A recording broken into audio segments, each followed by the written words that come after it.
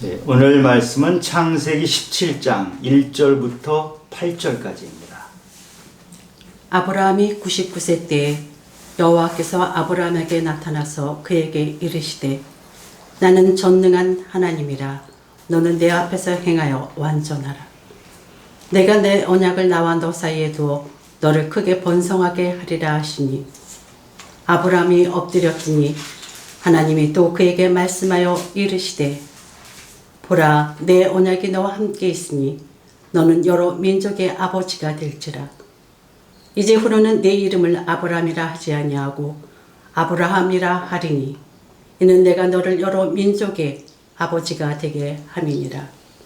내가 너로 심히 번성하게 하리니 내가 내게서 민족들이 나게 하며 왕들이 내게로부터 나오리라. 내가 내 언약을 나와 너 및 내 대대 후손 사이에 세워서 영원한 언약을 삼고 너와 내 후손의 하나님이 되리라. 내가 너와 내 후손에게 내가 거류하는 이 땅, 곧 가나안 온 땅을 주어 영원한 기업이 되게 하고 나는 그들의 하나님이 되리라. 아멘. 아멘. 아멘. 감사합니다. 우리가 영화를 보면은 어떤 영화는 10번, 20번을 봐도 감동을 주는 영화가 있죠. 우리가 결론을 다 알아요. 스토리도 아는데 그것이 왜 감동을 그렇게 줄까요? 주인공이 슬퍼하면 저도 슬퍼지고, 주인공이 기쁘면 나도 기쁘고, 주인공이 위험에 처하면 나도 위험에 처한 것처럼 긴장해서 그 영화를 보게 되죠. 그런데 우리가 성경을 볼 때 우린 성경에서 그런 감동을 우리가 얻습니까? 성경을 볼 때도 그 주인공이 눈물을 흘리면 나도 눈물을 흘리고, 주인공이 아파하면 나도 아파하고, 그런 감동이 있어야 하는데 그렇지 못할 때가 많죠. 왜 그러죠? 성경에 나오는 이야기를 먼 나라 이야기로 보기 때문에, 성경의 모든 말씀을 그냥 구경꾼처럼 보기 때문에, 내가 그 성경 말씀 속으로 들어가서 함께 살고 함께 웃고 해야 되는데 그러지 못하기 때문에 성경이 나에게 깊이 와닿지 못하는 것입니다. 아브라함은 4000년 전에 살던 사람입니다. 그러나 그 아브라함을 지금 바로 옆에서 나와 함께 하는 사람, 그리고 지금 내 옆에서 인생길을 걸어가는 사람으로 보면은 그 아브라함의 삶에서 우리는 때로는 감동을 받고, 때로는 함께 웃고, 때로는 한숨 짓고, 그렇게 성경을 볼 수가 있습니다. 우리가 그렇게 아브라함의 삶 속으로 깊이 들어갔으면 좋겠습니다.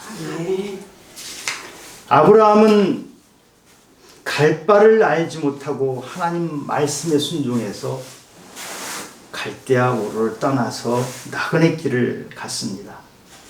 그리고 하나님 약속을 기다렸어요. 한 10년쯤 지나서 하나님께서는 뭇별을 가리키면서 이 뭇별이 많은 것처럼 너희 후손을 많이 해주리라, 이렇게 말씀을 또 해주십니다. 하나님은 약속을 다시 한번 확인시켜 주시는 것이죠. 그런데 벌써 아브라함 나이가 너무 많이 먹었어요. 아브라함은 나이를 많이 먹었고 사라도 나이를 많이 먹었는데 사라의 몸을 통해서는 아이를 갖지 못하게 했어요. 그러니까 애굽에서 데려온 그 사라의 몸종 여자 하갈이란 여자를 통해서 이스마엘을 얻습니다. 사라를 통해서 될 것 같지 않으니까 인간적인 생각을 하고 사라의 몸이 아닌 하갈의 몸을 통해서 이스마엘을 얻는데, 그 아브라함이 그 기다리는 그 시간, 그것이 우리가 아브라함이 삶 속으로 들어가면 그것이 얼마나 힘든 시간인지 알게 됩니다. 그런데 이스마엘을 낳고 13년 동안 하나님은 아무 말씀을 안 하셔요. 침묵하시는 하나님.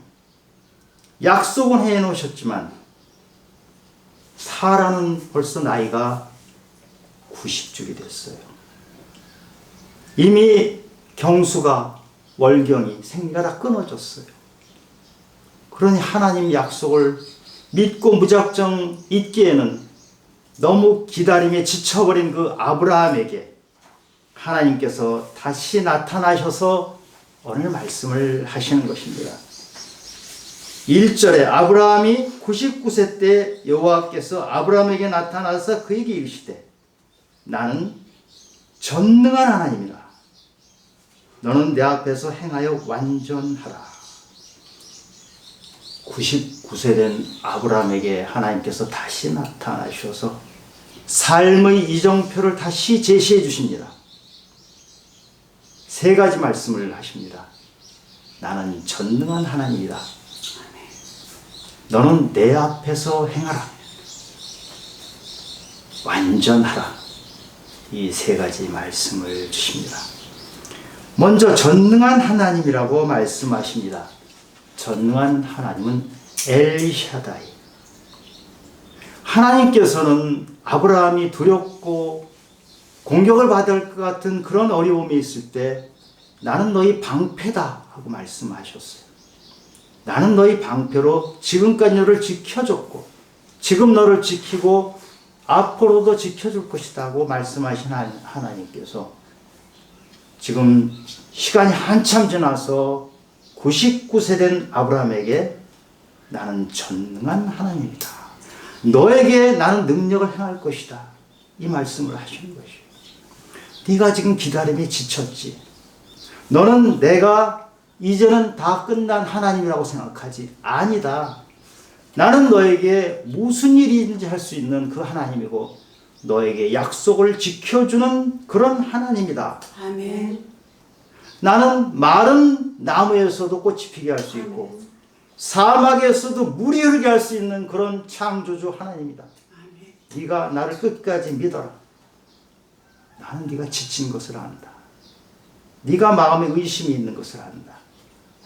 그러나 나는 약속을 끝까지 지키는 그런 하나님이다.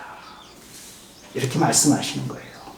전능하신 하나님께서 6절에 보면 여러 민족을 이루어줄 것이다. 왕들이 나올 것이다. 네 후손에서 지금까지 너에게 내가 큰 민족을 이루겠다고 했는데 그 정도가 아니라 여러 민족을 네 후손이 만들어낼 것이다. 그리고 왕들이 여러 사람이 나올 것이다. 이 말씀을 하세요. 그리고 나서 이름을 바꾸어 주십니다. 이름이 아브라함에서 아브라함으로 바꾸어 주십니다. 이것은 내가 너에게 약속을 확실히 지켜준다는 그런 확실히 보장해 주시는 그런 뜻이 있어요. 아브라함은 이름의 뜻이 고귀한 아버지, 훌륭한 아버지라는 뜻이에요. 근데 아브라함은 열국의 아버지, 많은 사람의 아버지라 이렇게 바꿔주신 것입니다. 네 이름대로 너는 많은 사람의 아버지가 될 것이다. 이렇게 이름을 바꿔주세요. 그리고 아내 사라를 사라라고 바꿔주십니다. 이렇게 바꿔주시는데 아브라함의 반응이 어떻습니까? 시큰둥해요. 17절 18절에 보면 아브라함이 엎드려 마음속으로 웃으며, 마음속으로 웃었다는 건 하나님 그게 되겠습니까? 비웃는 거예요. 의심하는 거예요. 100세 된 사람이 어찌 자식을 낳을까? 사라는 90세니 어찌 출산하리요?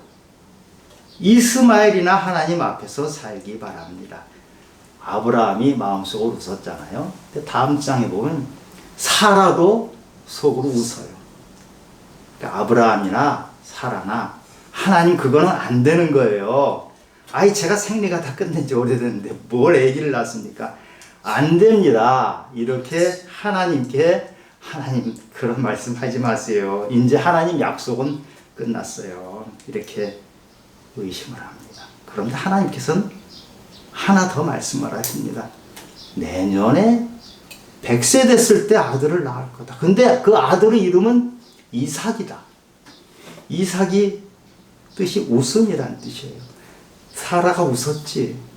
네 아들 이름을 네가 나를 웃은 것처럼 그렇게 해서 이삭이란 이름을 네가 들을 때마다 네가 나의 약속을 웃었던 것을 기억나게 하리라. 이 말씀을 하신 거예요. 하나님께서는 지금까지 약속을 먼 미래로 주셨던 약속이었는데 지금은 내년에 이루어집니다. 내년에 이루어지고 그 약속을 이루어진 아들 이름은 이삭이라고까지 이름을 주셔요. 아주 구체화시키죠. 하나님이 이렇게 구체화시킨 대로 약속은 이루어집니다. 여러 민족을 이룬다 그랬는데요. 아브라함의 후손이 유대 민족과 아람 민족이죠. 믿음의 조상인 아브라함을 조상으로 삼는 그 믿음의 가족들을 보면 우리 기독교, 캐톨릭, 동방종교, 유대교, 이슬람교도 아브라함을 조상으로 알고 있죠. 세계 인구의 거의 3분의 1에 되는 사람들이 아브라함을 조상으로 삼는 놀라운 일이 펼쳐져요. 근데 시간이 많이 걸렸죠. 기다림의 시간이에요. 지난주에 제가 잠깐 말씀을 드렸어요. 믿음은 기다림이라고. 아멘. 이 기다림이 쉽지 않아요. 우리 인간은 기다리는 것이 너무 힘들어요. 출애굽한 모세가 시내산에서 하나님 말씀을 받기 위해서 40일 동안 머무르잖아요. 40일을 기다리지 못한 그 이스라엘 민족이 산 밑에서 무슨 짓을 합니까? 금송아지를 만들어 놓고 난리를 치고 있어요. 40일을 못 기다리는 게 우리 인간이에요. 작심삼일이라 그러잖아요. 저도 작심삼일 이렇게 한 것이 한두 번이 아니에요. 기다리는 것이 잘 안 돼요. 근데 아브라함은 지금 25년을 기다렸어요. 우리가 아브라함의 이 기다림, 때로는 아브라함이 흔들리고 의심하고 이런 것들 너무 쉽게 보면 안 돼요. 아브라함은 대단한 사람이에요. 기다렸고 순종했던 사람이에요. 우리 믿음의 사람들은 전부 기다렸던 사람들이에요. 모세가 나이 40에 광야로 도망치잖아요. 그래서 40년 동안을 양치기 생활을 해요. 얼마나 외롭고 지루하고 힘든 그 시간이 지난 다음에 하나님께서 쓰시는 거예요. 다윗이 왕으로 기름 부음을 받았잖아요. 그리고 나서 10년 동안을 목숨의 위협을 받으면서 쫓겨다녀요. 비참하게 10년을 들판에서 보내요. 그때야 하나님이 이루어 주세요. 아멘. 사도 바울은요, 다메섹 도상에서 예수님을 만나잖아요. 그 예수님께서 너를 이방의 그릇으로 쓸 것이다. 그 말씀을 주세요. 그 말씀을 붙잡고 이방의 그릇으로 진짜 말씀을 전하고 다니는데 박해가 오잖아요. 그래서 사도 바울이 고향 다소로 낙향을 해요. 낙향에서 지난 시간이 얼마나 되는지 아세요? 6년이라는 세월을 고향 낙향에서 아무 일도 할 수 없는 상황.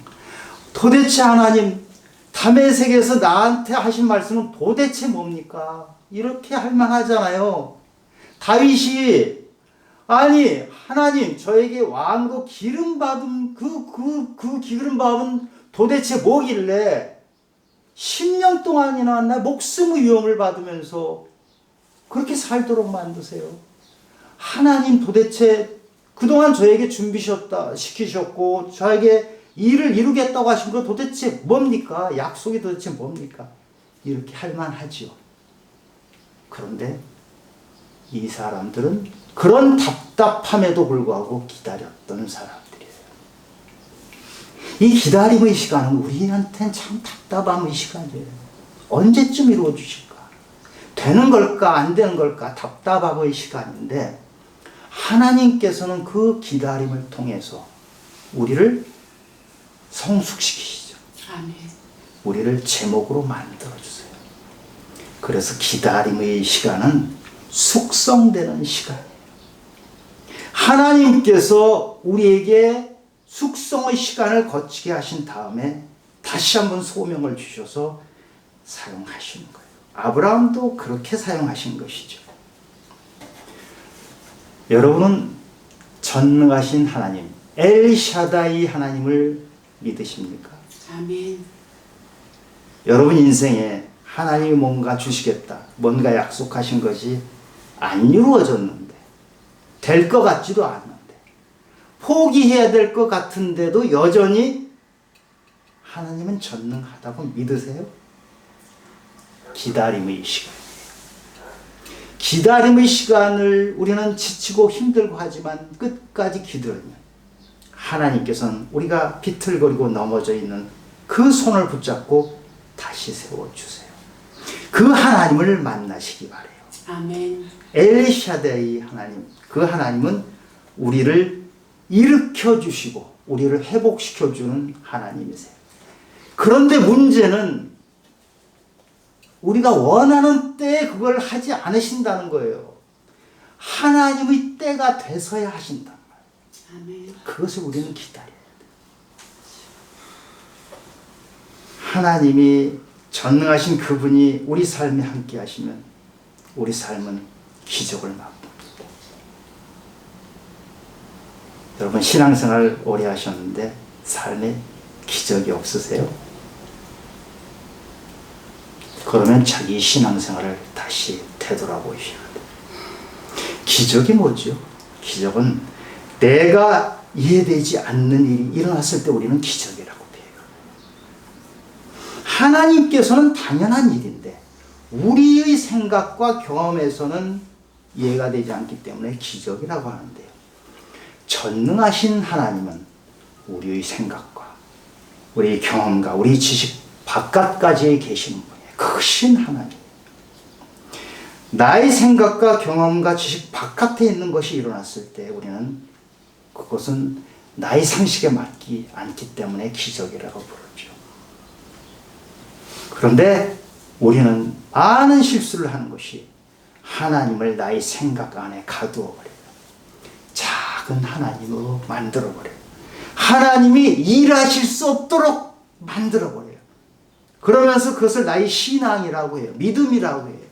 믿음이 그런데 하나님이 들어오시지 못하도록 울타리를 쳐버리고 사는 그런 믿음 생활을 한단 말이죠. 울타리를 걷어내야 돼요. 나의 생각, 나의 지식, 경험 안에 하나님을 가두시면 안 돼요. 하나님이 마음껏 일하시도록 하면요, 우리 삶은 매일매일 기적의 연속이에요. 내가 상상할 수 없는 일들이 매일매일 일어나요. 아침에 일어나면 하나님이 일을 또 하나 벌리세요.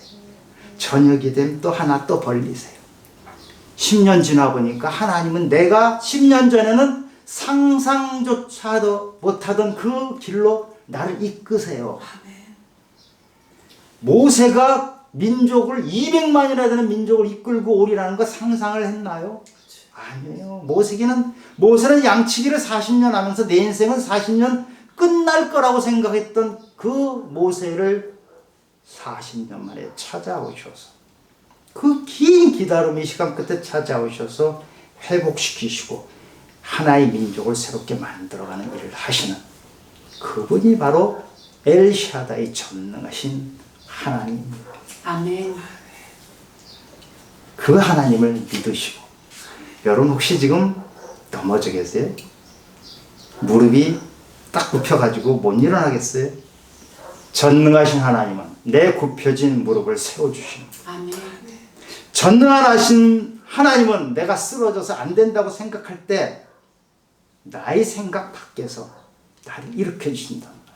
그 하나님을 붙잡으세요. 왜 하나님을 내 생각 안에 가둬놓고 하나님 일을 못하게 하는 그 믿음에 묶여있지 마시기 바랍니다.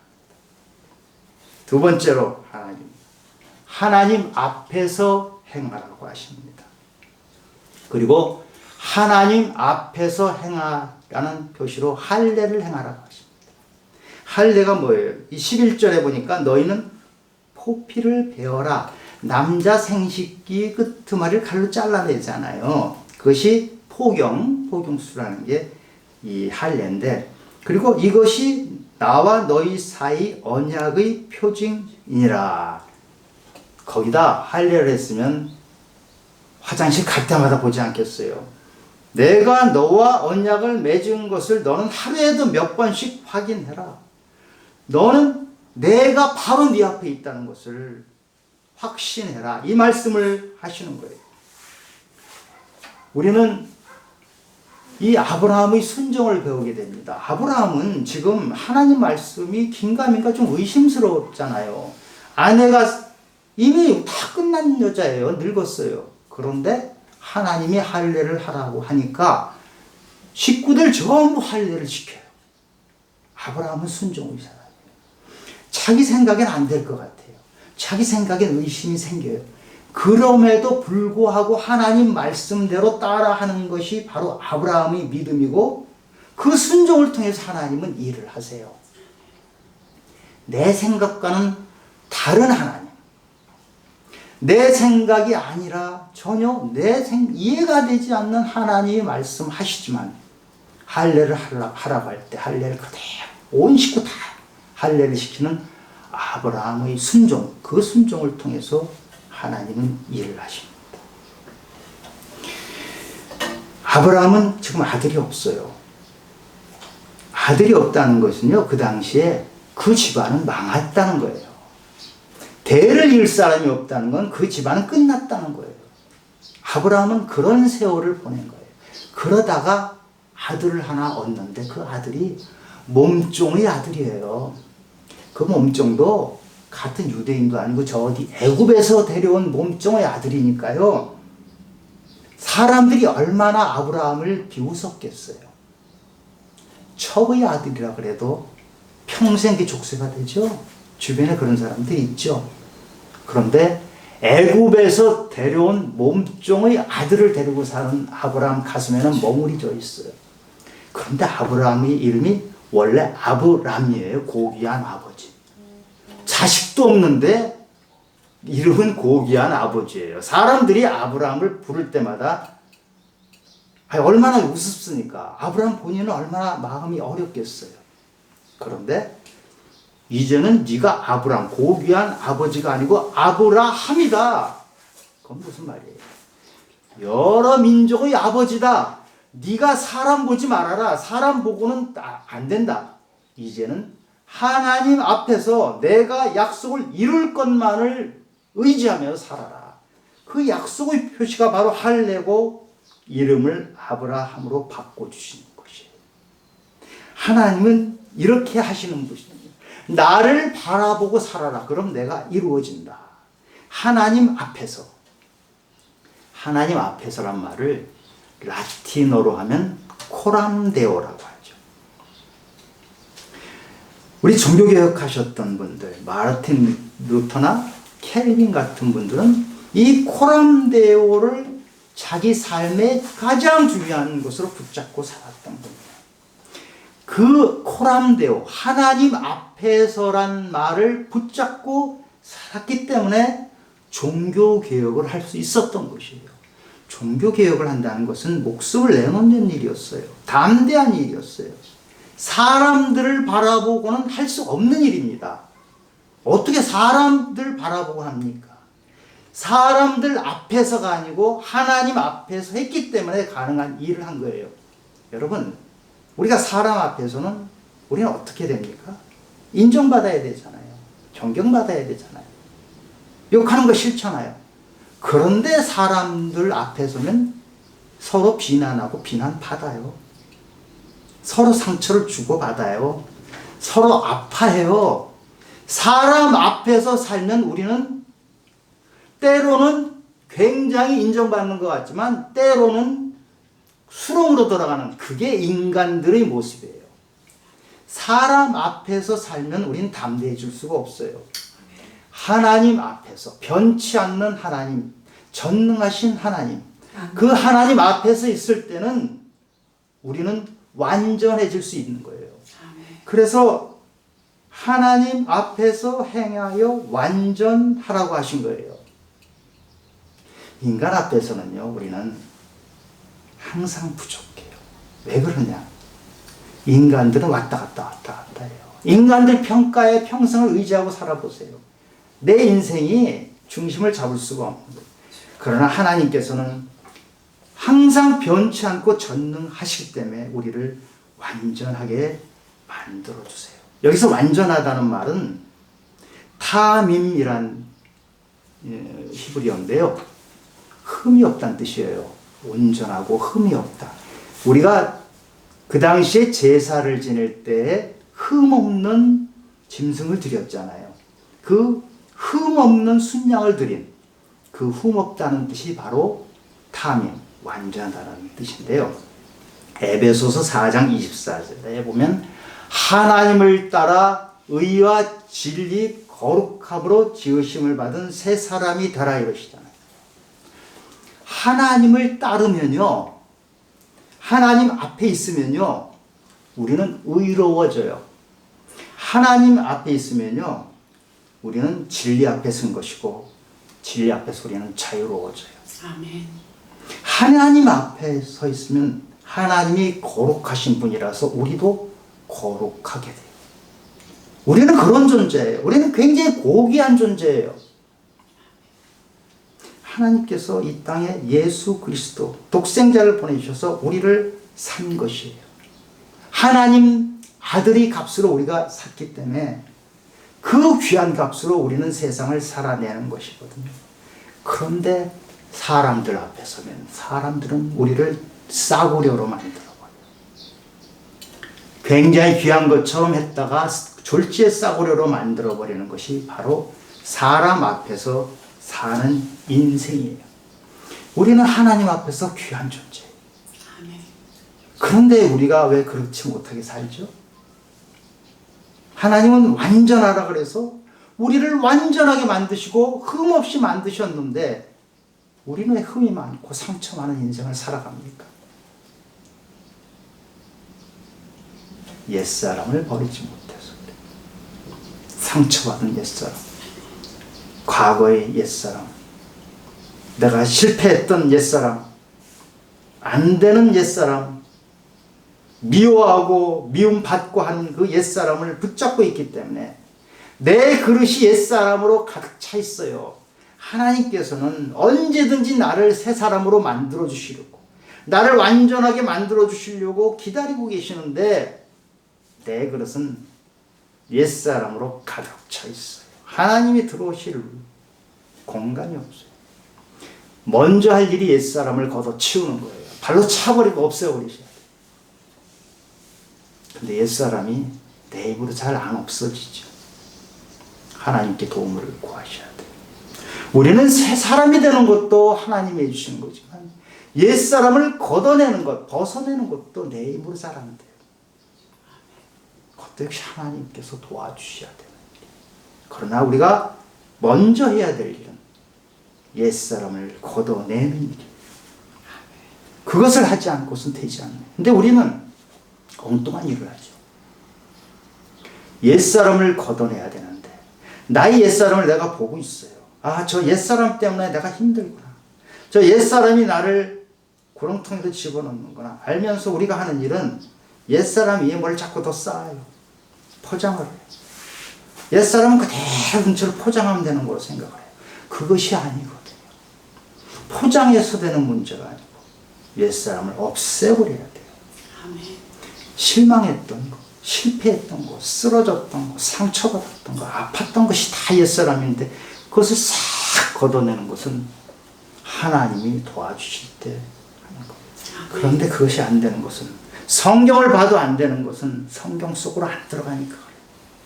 성경을 보는데 구경꾼으로 남아있는 한 우리는 하나님 앞에서 완전하라고 하신 하나님께서 우리를 완전하게 해주시는 그 작업을 우리가 맡고 있는 거예요. 하나님은 내 안에서 나를 고귀한 존재로, 완전한 존재로 만드시려고 하는데 나는 그 옛사람을 붙잡고 살기 때문에 하나님을 내 울타리 밖으로 쫓아내는 일을 하면서 그것이 때로는 믿음의 이름으로 하고 있단 말이에요.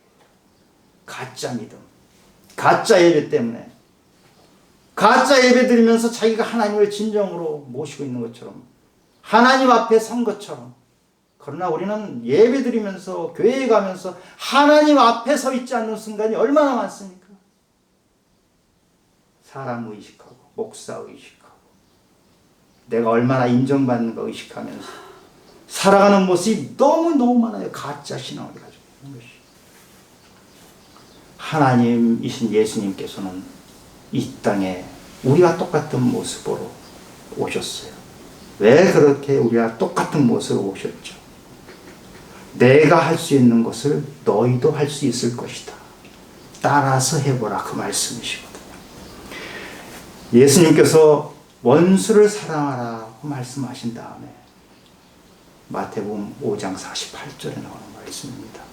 원수를 사랑하라고 하신 다음에 하신 말씀이 하나님이 온전하신 것처럼 너희도 온전하라. 원수를 사랑하는 것과 온전한 것이 무슨 관계가 있죠?